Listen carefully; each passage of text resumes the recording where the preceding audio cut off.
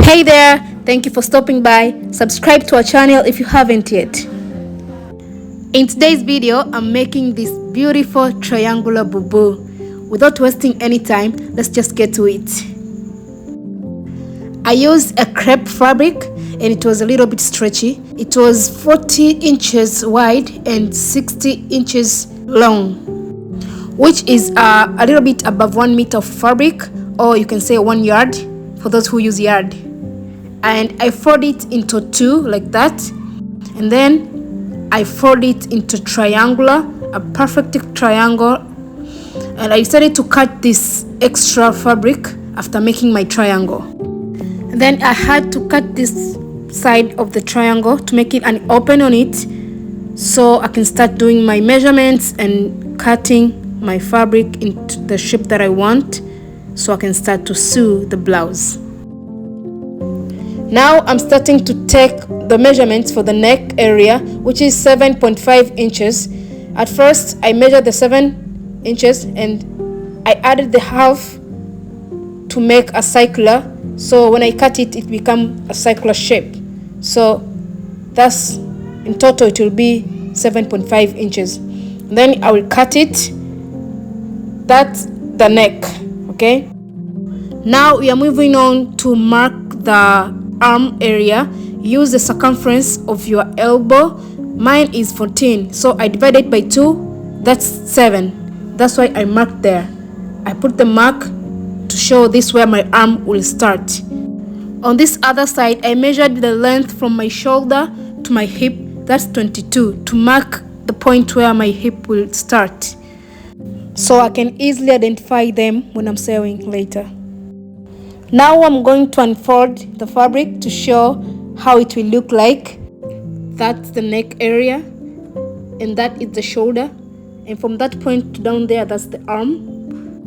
Same thing on the other side, that's the shoulder and that's the arm. Down here we have a hip point and the V area where that V thing will come out from.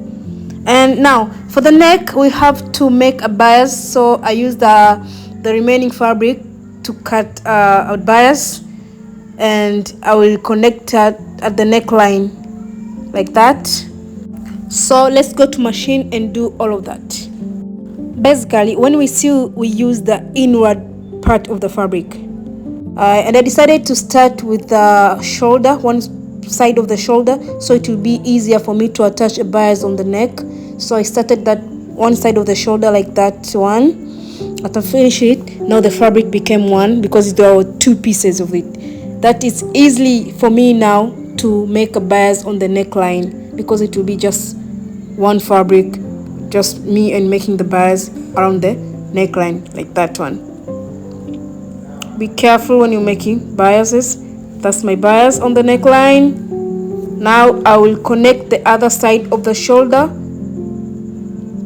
like that. Make sure to make your line straight as possible.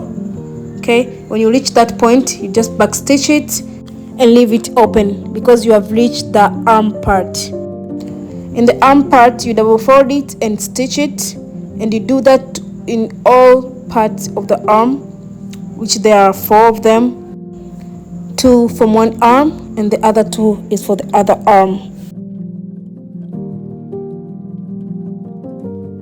Now this is how it looks like right now.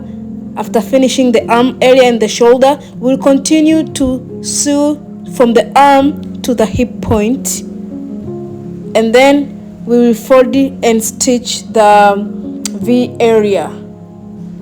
Let's get to the machine again to do so. We continue to stitch and sew our fabric. I'm doing as much as possible to make it straight because I'm still learning myself, so I'm trying my best there. As I'm continuing to sew, I just want to give out an advice to my fellow beginners in this industry. You just have to be consistent. You just have to learn every day, see what they're doing. I'm teaching myself from YouTube, and that's why I'm trying my best to keep on learning and practice the lines, practice the how to to work with your machine and all of that. at the end of the day, we will become what we wish for. We just have to push it and never give up, because giving up is not an option for this career. Okay, you just have to push it, to put more efforts on learning the tricks, and keep your skills up. Now voila, here come the results. I really love this blouse. It looks so good as it is showing there. I love the fabric, and I'm really proud of myself of what I had made today. This is giving me more encouragement to do so and continue to learn. And shout out to everybody who is putting the tutorials out there. Thank you for watching.